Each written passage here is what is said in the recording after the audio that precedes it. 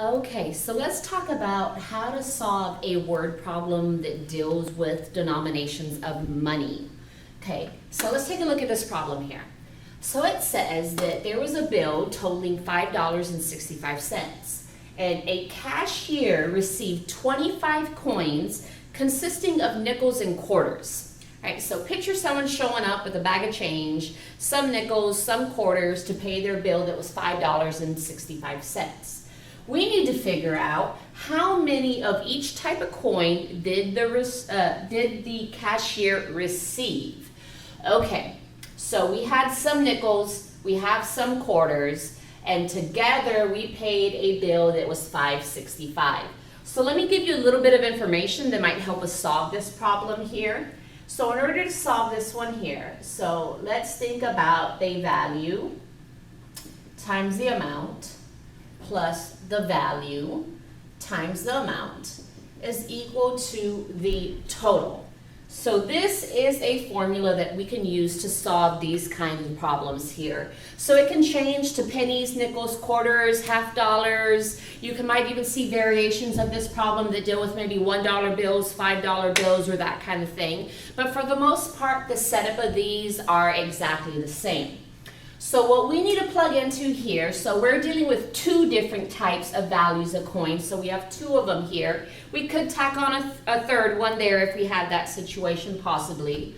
All right, so we need to plug in the value. Now the value is the value of the coin, right? So let's see, so we have nickels and quarters, right? So a nickel is 5 cents, and we don't know how many of those we have. So we also have quarters, and the value of a quarter is 25 cents. And we don't know how many of those we have. But we do know that in total, it was $5.65. So we can definitely plug that in there. So what we need to figure out is how many nickels did we have? How many quarters did we have? All right, so, and honestly, we have no idea how many, except the fact that we have 25 total coins. So 25 coins, some of them here, some of them here. So for one of the first ones here, if we don't know what something is, call it X. Let's just plug in an X for it. All right, for this one over here, well, we started out with 25 coins, and we subtracted some away for our nickels, right? So we have a bag that has quarters and nickels. So if we take out all the nickels, that's what this X over here represents. What we have left over is, well, we had 25 coins to start with, and we subtracted all the nickels away. That leaves us with how many quarters we have. So one of your coins is going to be your X. The other one is going to be your total minus an X, okay? Otherwise, this is the formula that we need to simplify. All right, so value of a nickel is 5 cents times X. We have no idea how many of them.